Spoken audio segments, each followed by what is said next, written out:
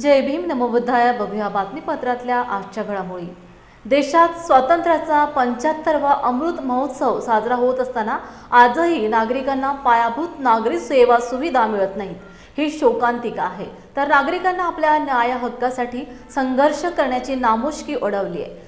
पेण तालुक्यातील मुंगोशी बौद्धवाडीकडे जाणाऱ्या रस्त्याची वाट अतिशय खडतर व बिकट झाली.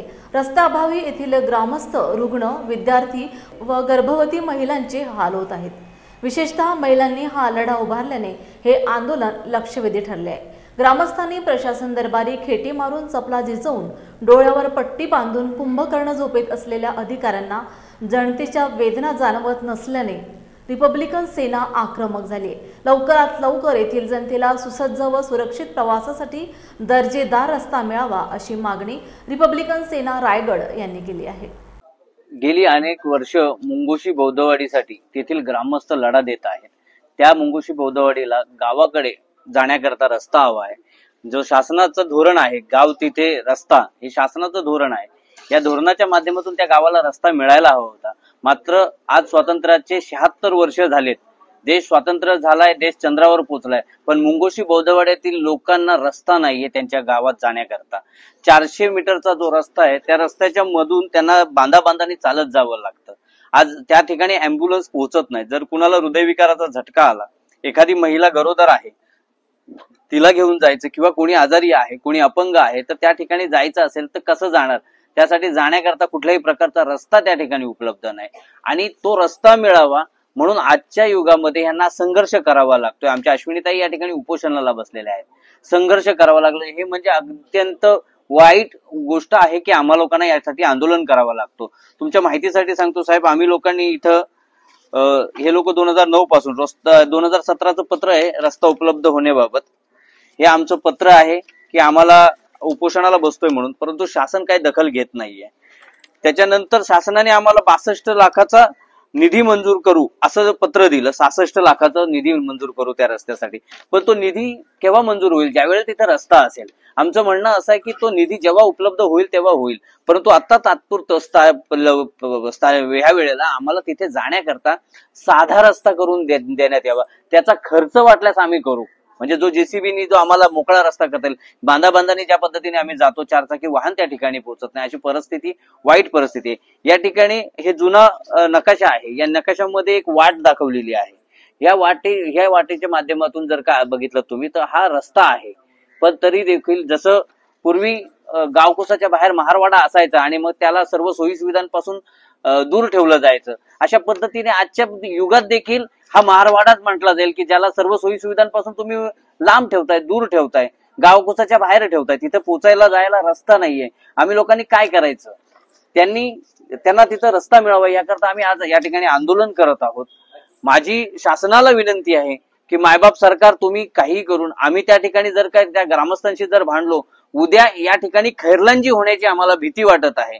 खैरलांजी मध्ये आमच्या आया बहिणींना नागवं करून ठार मारण्यात आलं होतं केवळ रस्त्याच्या प्रश्नामुळे, आणि आम्हाला या ठिकाणी दुसरी खैरलांजी होऊ नये ही आमची विनंती आहे. मायबाप सरकारने आम्हाला न्याय द्यावा. जर मायबाप सरकार आम्हाला न्याय देत नसेल तर या ठिकाणी आम्ही रिपब्लिकन सेनेच्या माध्यमातून आमरण उपोषण करत आहोत आणि करत राहू जोपर्यंत आम्हाला न्याय मिळत नाही.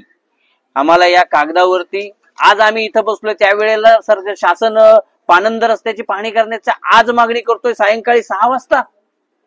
गेली अनेक दिवस आम्ही जेव्हा पेपर देतोय तोपर्यंत शासनाने अशा कुठल्याच प्रकारची हालचाल साधी आमच्याशी चर्चा केली नाही शासनाने. हा ग्रामपंचायतीचा ठराव आहे 2016चा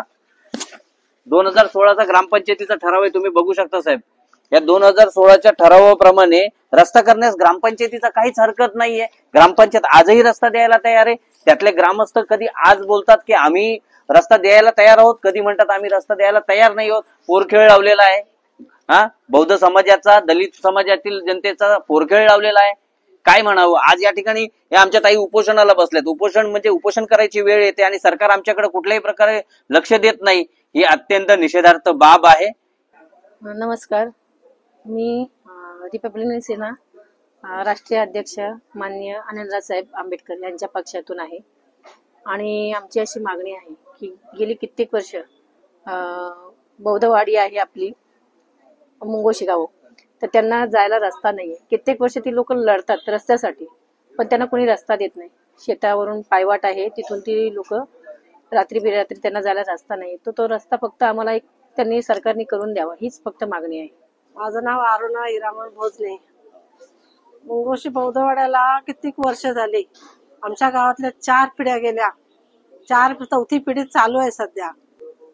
आम्हाला रस्ताच नाही. आणि रस्त्याबद्दल आम्ही आज कित्येक वर्ष आमची माणसं पण धावली ना, आम्ही स्वतः 6 महिने धावतो, पण आम्हाला कोणाकडून निर्णयच भेटत नाही का तुमचा रस्ता होईल मंजूर, का मिळेल तुम्हाला मागत, असं कोणच सांगत नाही. काय हाल होतात रस्त्यावर? नाही तर हाल काय, डोक्यावर न्यायचा हाल.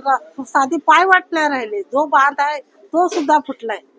कुठे पाय टाकावा असं वाटतं. आमची मुलं शाळेसाठी 4थी पासून बाहेर टाकली, का तर रस्ता नाही. गवता काढीतनं किती नेणं आणणं करावं. आमचं एवढं हाल चाललेत का दलन मलन आम्हाला मुंगोशीच्याच गावामध्ये ग्रामपंचायत आमची बेलवाड्यामध्ये इकडं होल, ह्या बाजूला हा पायवट अशी, आणि ती पायवाटीसाठी आम्ही आज किती वर्ष भांडतो, तर तो रस्ता द्यायला मंजूर नाही म्हणून आज इथं उपोषणाला बसलो. पायराच्या गाड्या गावामध्ये, गाड्यांच्या नुकसान काय होतात, सीट फाडली जाते, आरसा फोडला जातो, पेट्रोल काढून टाकतात. किती हाल काढावं ना, आम्ही किती मागण्या मागावं तर कोण तयार नाही द्यायला.